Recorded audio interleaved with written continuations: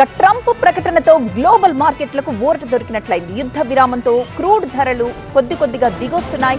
ఒక్కసారిగా 11% తగ్గాయి crude oil ధరలు. $94లకు దిగొచ్చింది బ్యారెల్ క్రూడ్ ఆయిల్ ధర. నిన్న దాదాపు $120 వరకు వెళ్లిపోయిన బ్యారెల్ క్రూడ్ ట్రంప్ ప్రకటన తరువాత సుమారు $25 తగ్గుతూ వచ్చింది.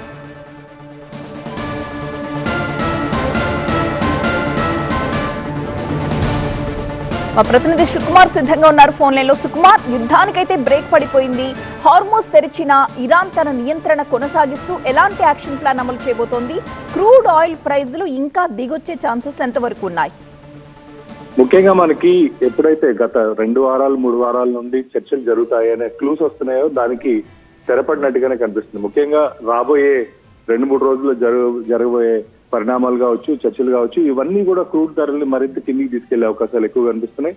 మరోవైపు మనకి గల్ఫ్ దేశాలు కూడా ఎక్స్పోర్ట్స్ చేసుకోవడానికి ఇప్పటివరకు ఏదైతే మనకి అడ్డుకట్టుగా ఉన్న జలసంధి ఉందో దీన్ని బేస్ చేసుకొని మిగిలిన దేశాలకన్నిటికి కూడా వాళ్ళ ఎక్స్పోర్ట్స్ ఇవన్నీ కంటిన్యూ చేసే అవకాశాలు ఉన్నాయి. కాబట్టి రాబోయే వారం రోజులు కూడా క్రూడ్ ధరలు కిందికి వచ్చే ఛాన్సెస్ ఎక్కువ కనిపిస్తున్నాయి. మరోవైపు స్టాక్ మార్కెట్లు కూడా దీన్ని చాలా పాజిటివ్ గా తీసుకున్నాయి. అటు జపాన్ మార్కెట్లు చూస్తే దాదాపు 5% పెరిగి, హ్యాంగ్సాంగ్ దాదాపు 2% ఇట్లా పెరిగి మార్కెట్లు కూడా ట్రేడ్ అవుతున్న పరిస్థితి. కాకపోతే అనూహ్యంగా డాలర్ ధర ఏదైతే ఉందో, డాలర్ రూపాయి మారకం విలువతో కంపేర్ చేస్తే అది కూడా కాస్త సర్దుమణుగుతున్నట్టుగా మనకి స్పష్టంగా అర్థమవుతుంది. కాకపోతే ఇక్కడ మనం గమనించాల్సింది ఏంటంటే ఇరాన్ సీజ్ ఫైర్ విషయాన్ని సీరియస్ గా తీసుకుందా? ఒకవేళ ఇరాన్ కనుక సీరియస్ గా తీసుకుంటే వాళ్ళు ఇచ్చిన 10 పాయింట్లు ఏవైతే ఉన్నాయి, ఇప్పటి వరకు జరిగిన యుద్ధం వల్ల నష్టం ఏదైతే ఉందో దాన్ని అమెరికా ఇవ్వాలి అని ఏదైతే అడుగుతున్నారో అది సాధ్యమయ్యే పని కాదు. సో ఇటువైపు ఇరాన్ ఏమో ఈ 10 పాయింట్లు అయితేనే చర్చలు ముందుకెళ్తాయని చెప్తున్నారు. మరోవైపు చాలా వరకు వాళ్ళు సాఫ్ట్ గా ఉన్నారు, మేము చెప్పిన ప్రపోజల్ ని వాళ్ళు ఒప్పుకున్నారు అని చెప్పి ట్రంప్ చెప్తున్నారు. సో ఈ రెండింటి మధ్య ఇంకా బ్యాలెన్స్ అయ్యి ఈ మధ్యలో ఏదైతే అసలు యుద్ధం మొదలైందే ఇజ్రాయెల్ దగ్గర నుండి, కాబట్టి ఇజ్రాయెల్ ను కూడా కాన్ఫిడెన్స్ లో తీసుకొని ట్రంప్ ఈ చర్చలు ముందుకు తీసుకెళ్లాల్సిన పరిస్థితి ఉంటుంది. కానీ ఇవి ఎంతవరకు చర్చలు సఫలీకృతం అవుతాయి, రాబోయే రోజుల్లో ఎలాంటి పరిణామాలు చోటు చేసుకోబోతున్నాయి అనేది మాత్రం మనం వేచి చూడాల్సిందే. ఎందుకంటే అమెరికా కూడా చాలా వరకు అగ్రెసివ్ గా డైలాగ్స్ చెప్తుంది, కానీ ఎక్కడ వాళ్ళకి ఆ స్ట్రెంత్ ఉన్న దాఖలాలు మనకు కనిపించట్లేదు. సో యుద్ధంని కంటిన్యూ చేసే పరిస్థితి అయితే అటు ఇరాన్కి కావచ్చు, ఇటు అమెరికాకి కావచ్చు, రెండింటికి కూడా రోజు రోజుకి సన్నగిలుతున్న పరిస్థితి అయితే మనం గమనించాలి.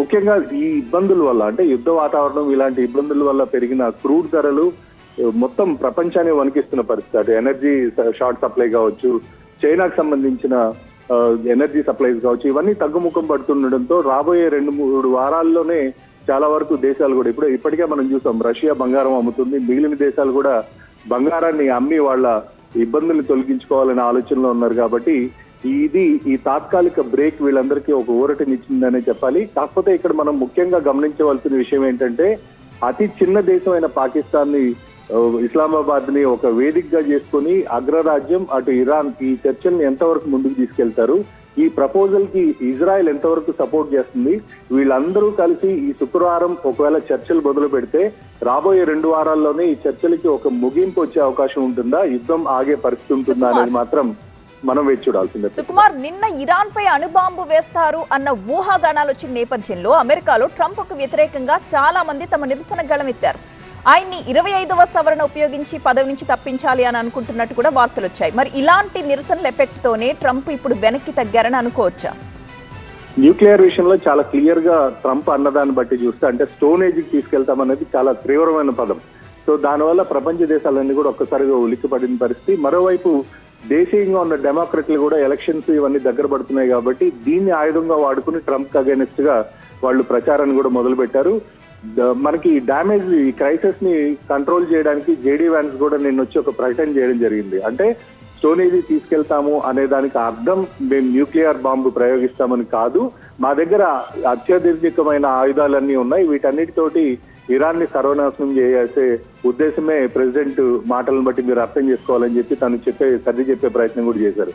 సో ఈ పరిణామాలన్నీ కనుక మనం గమనిస్తే ట్రంప్ ఒక మాట అంటున్నారు, కాకపోతే ఆ మాటకు సంబంధించిన బ్యాకప్ ప్లాన్ తన దగ్గర ఉందా లేదా అనేది తెలియలేదు. ఒకవైపు దేశీయంగా కావచ్చు, మిగిలిన దేశాల నుండి వస్తున్న ప్రెషర్ కావచ్చు, వీటన్నిటి వల్ల కూడా ట్రంప్ ఎటువంటి పరిస్థితుల్లోనూ ఇలా కాంప్రమైజ్ అవ్వాలి అనేది మాత్రం అతనికి ఆ దారి తప్ప వేరే దారి కనిపించలేదనేది నిన్న వరకు మనకి క్లారిటీ వచ్చింది. అదే కాకుండా అల్టిమేటం ఏదైతే ఇచ్చారో, అంటే మన ఇండియన్ టైం ప్రకారం ఇవాళ ఉదయం 5:30 వరకు వాళ్ళకి డెడ్ లైన్ ఇవ్వడం, ఆ డెడ్ లైన్ కి ముందే ఇరాన్ స్పందించడం కన్నా ముందే ట్రంపే వీళ్ళు ఒప్పుకున్నారని చెప్పి పాకిస్తాన్ ద్వారా ఒక చర్చని ప్రజల్లోకి తీసుకురావడం కనుక గమనిస్తే ఖచ్చితంగా రాబోయే 2-3 రోజులు అనేది చాలా కీలకంగా ఉంటుంది. ఈ లోపల మిగిలిన దేశాలకు సంబంధించిన షిప్స్ ఏవైతే ఆ ఏరియాలో స్టాగ్నెంట్ అయ్యి దాదాపు 46 డేస్ నుంచి ఉన్నాయో ఇవన్నీ కూడా వాటి మొమెంటం తీసుకుని ఏ దేశానికి సంబంధించిన పడవలు ఆ దేశాలు చేరే అవకాశాలు ఎక్కువ ఉంటాయి. Right, thank you Sukumar.